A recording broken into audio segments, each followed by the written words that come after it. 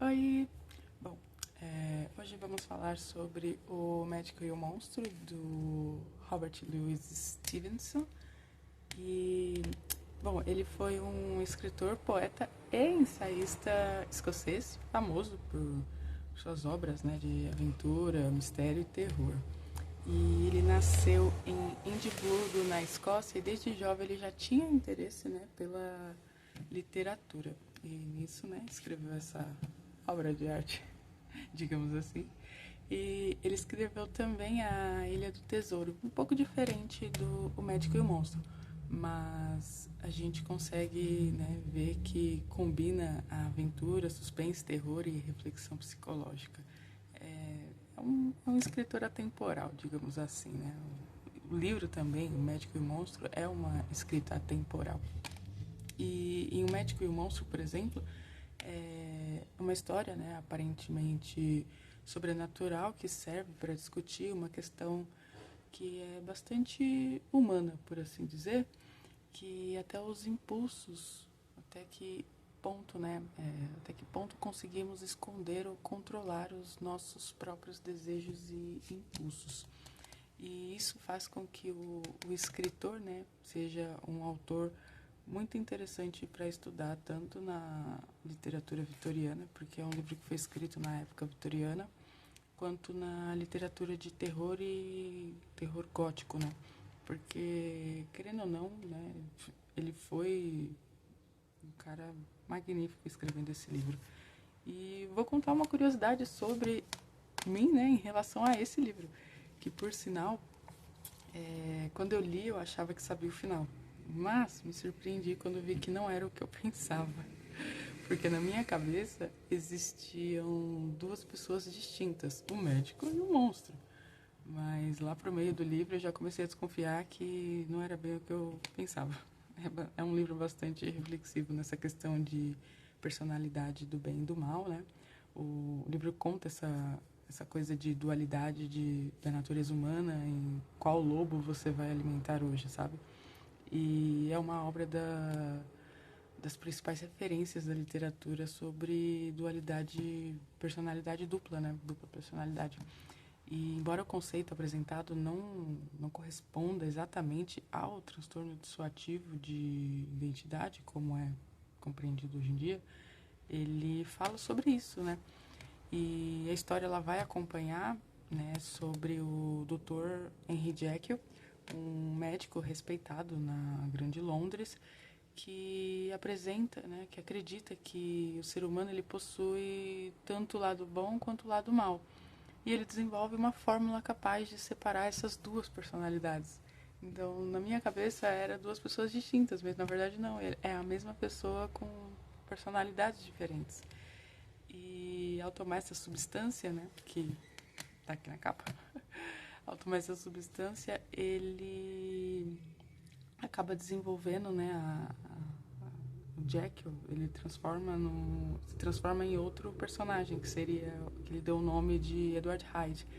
E é uma figura cruel, é violenta, sem remorso, ela mata.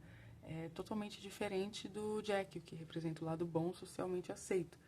E Hyde representa todos os seus desejos e impulsos mais obscuros. E, cara, inicialmente, né, você acredita que o Jekyll ele consegue controlar as transformações. É tipo o filme Substância, sabe? Ela consegue controlar, né, quando que ela quer ficar bonita e quando não. Mas não é bem assim. Só que aí o Hyde ele começa a assumir cada vez mais espaço. E eu acho que tô começando a achar que tiveram uma pitadinha assim de referência na substância desse livro. Tô, assim, sabe?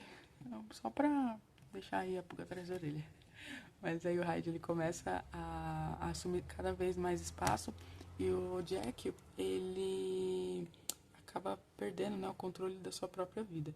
Aí a investigação ela é conduzida pelo advogado do Jekyll, que é o amigo dele, o Utterson, e revela, né, gradualmente que tem alguma coisa ali que não está batendo. Tanto que o Utterson, que é o amigo advogado, ele não sabe do que está acontecendo. Então, quando o amigo Jack, o médico, ele dá uma sumidinha, ele já começa a ficar assim, ué. Porque o Jekyll, ele faz um testamento e coloca tudo que ele tem no nome do Hyde.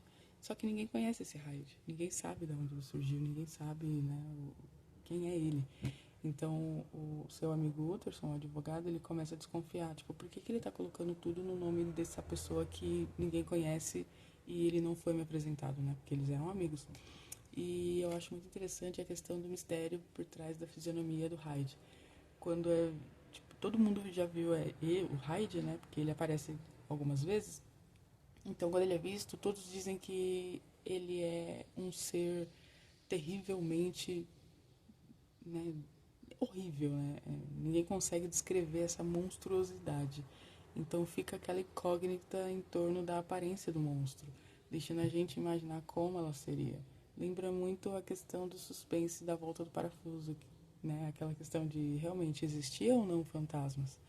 E essa coisa de é ou não é, que o escritor faz a gente, né, pensar realmente como que é, né? Deixar a gente à mercê e a gente tem que imaginar como que seria, tipo a metamorfose.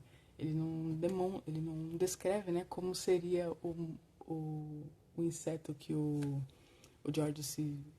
É George? Acho que é George. Ele não deixa a gente lembrar, né? Não deixa a gente, né, com toda a descrição do que seria esse inseto. Não, a gente tem que imaginar o que a gente teria medo, né? Então a gente tem que fazer também um pedaço desse trabalho, não só o escritor. E, e é isso, né? É um clássico curtinho de se ler. Ele tem em torno de 94 páginas e é atemporal. Você reflete sobre quem você vai alimentar hoje, né? O bem ou o mal, o lobo que você vai alimentar. E falando um pouco sobre essa edição da Príncipes, cara, eu gostei bastante. Eu não tenho muito do que reclamar, não. Aqui tem uma descrição, né, do livro. Aqui também tem outra descrição. E as folhas são amarelinhas, tem sumário, tudo bonitinho. Eu gostei dessa parte, né, quando vai introduzir o capítulo. Daí tem esses backers aqui, né, de ciências. E, cara, eu achei muito bonitinho essa edição da editora Príncipes. Aqui tem outra parte, né, falando sobre o escritor. E é uma edição muito boa. Eu realmente estou gostando bastante das edições da Príncipes. Ele foi traduzido, né, diretamente do original, do inglês. Eu não vi nada assim que comprometa a leitura. A escrita foi muito bem traduzida. Não encontrei nenhum erro de português. Então, realmente vale a pena. É um livro muito baratinho. Eu paguei, se não me engano, R$ 10 ou R$ 12, alguma coisa assim. Foi super baratinho. E, cara, é um livro muito bom pra você ler, assim, em pouco tempo. Ele é bem curtinho. E é uma história muito boa de se aventurar. E caso você tenha lido, conte aqui nos comentários, né, pra eu saber também do que você achou desse livro. E se você realmente também achava igual eu, que eram duas pessoas distintas ou era só uma com dupla personalidade.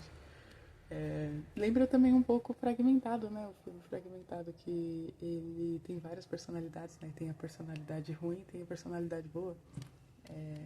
Às vezes a gente pensa, né, que nada se cria, tudo se copia. E realmente, às vezes a gente vai assistindo alguma coisa ou lê alguma outra coisa depois e vê que algumas histórias foram inspiradas em outras das antigas. E esse daqui definitivamente é um dos que foi sendo inspiração para outras histórias. E é uma história muito interessante. Caso você tenha lido, né, comenta aqui que eu também quero saber, tá? Até a próxima resenha. Tchau!